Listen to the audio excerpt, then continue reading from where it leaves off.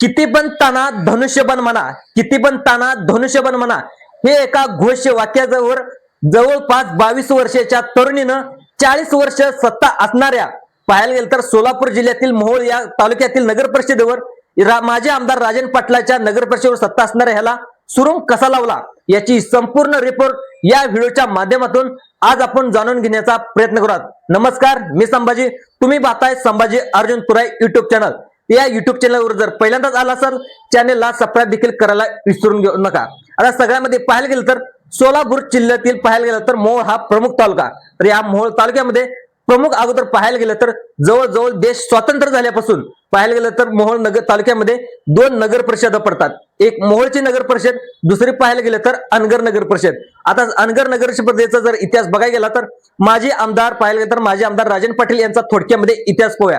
तर माजी आमदार राजन पाटील यांनी जवळपास अनगर नगर परिषद जेव्हापासून देश स्वातंत्र्य झालाय तेव्हापासून अनगर नगर परिषदेवर एक हत्या सत्ता राखण्याचं, काबीज करण्याचं जे काही हे त्यांनी प्रयत्न आतापर्यंत जे काही अनगर नगर परिषद आहे ती त्यांच्या ताब्यात ठेवण्याचं त्यांनी काम केलेलं आहे। आता पाहिलं तर दुसरा पाहिलं गेलं तर मोहोळ तालुका, या मोहोळ तालुक्यामध्ये देखील जवळजवळ 30 ते 40 वर्षे त्यांची सत्ता राहिली आहे।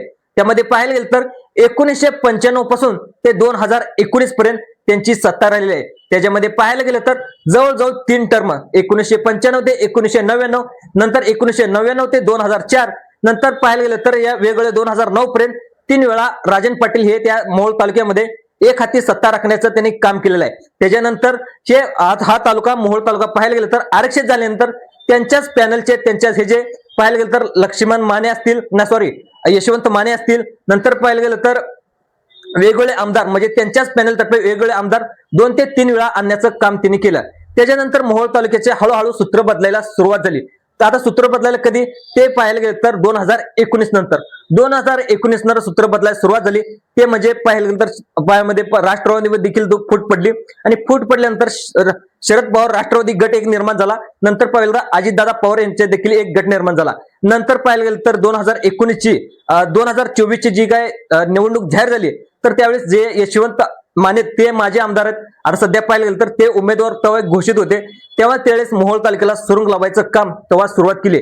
आता अजित पवार गटाचे जे काही उन्मेष पाटील आहेत ते आता सोलापूर जिल्ह्याचे जिल्हा अध्यक्ष आहेत, त्यांनी आता सुरुवात काम केलं ते म्हणजे जे यशवंत माने आहेत, यशवंत मानेंना पराभूत करण्याचं काम त्यांनी केलं। नंतर पाहिलं तर शिवसेना गटाचे रमेश बारसकर असतील, नंतर उन्मेष पाटील असतील, जे काही विरोधक आहेत ते विरोधक येऊन त्यामध्ये पाहिलं तर शरद पवार गटाचे जे आमदार आहेत ते म्हणजे राजू खरे यांचा विजयाचा वाटा तो म्हणजे उन्मेष पाटील यांना देखील जातो आणि तेव्हापासून राजन पाटील यांना सुरुंग नेण्याचं काम उन्मेष पाटलांनी केलं। त्यामध्ये पाठिंबाच्या काळामध्ये जे काही नगर परिषदेच्या निवडणुका जाहीर झाल्या तेव्हा देखील राजन पाटलावरती जे काही उज्ज्वला थिटे त्यांनी देखील नगराध्यक्ष पदासाठी अर्ज भरलेला होता।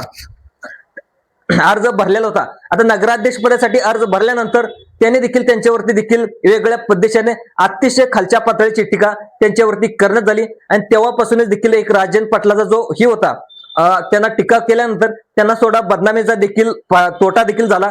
त्यामुळे जे मोहोळचा तालुका आहे त्याच्यानंतर पाहायला गेलं तर आता मोहोळ नगर परिषद देखील पराभव का झाला त्याची कारणे देखील यामध्ये थोडक्यामध्ये पाहूया।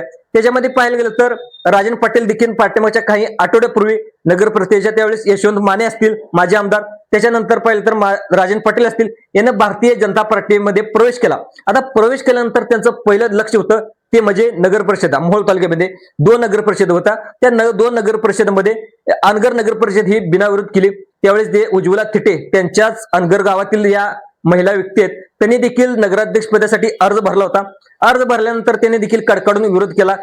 त्यावेळेस त्यांनी देखील अनेक आरोप त्यांच्यावरती राजन पाटलावरती केली, माझी गाडी अडवण्याचा प्रयत्न केला, माझा घरचा बाथरूमचा संडासचा दाखला देखील दिला नाही, असे वेगवेगळे बेछूट आरोप उज्ज्वला थिटे यांनी केलं आणि जे त्यांचं चारित्र्य हनन करण्याचं काम राजन पाटील यांचं तेव्हापासूनच उज्ज्वला थिटे यांनी सुरू केलं। आता हे झालं महत्वाचं। त्याच्यानंतर नगर परिषद मोहोळ नगर परिषदेकडे येऊया।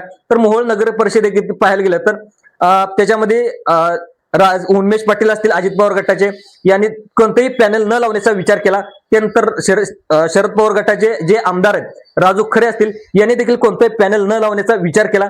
त्यानंतर असं झालं की जे रमेश बारसकर आहेत आपले उपमुख्यमंत्री एकनाथ शिंदे साहेबांचे जे जिल्हा अध्यक्ष आहेत तर यांच्या नेतृत्वामध्ये या त्या तिघांच्या नेतृत्वामध्ये पॅनल उभा करण्याचा त्यांनी विचार केला।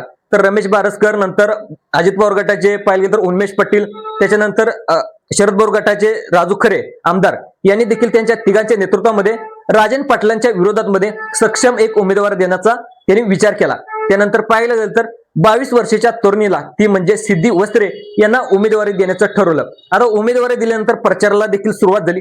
प्रचाराला सुरुवात झाल्यानंतर जे विरोधक आहेत राजन पाटील देखील म्हणाले की त्यांच्या विरोधकांना देखील भारतीय जनता पार्टीकडून देखील टीका करण्यात आली. ते म्हणजे जी काय मुलगी 22 वर्षाचा, हिचं वय किती आहे, ही आता नगरपालिकेमध्ये काम करू शकते का, याच्यावर देखील त्याला टीका करण्यात आली.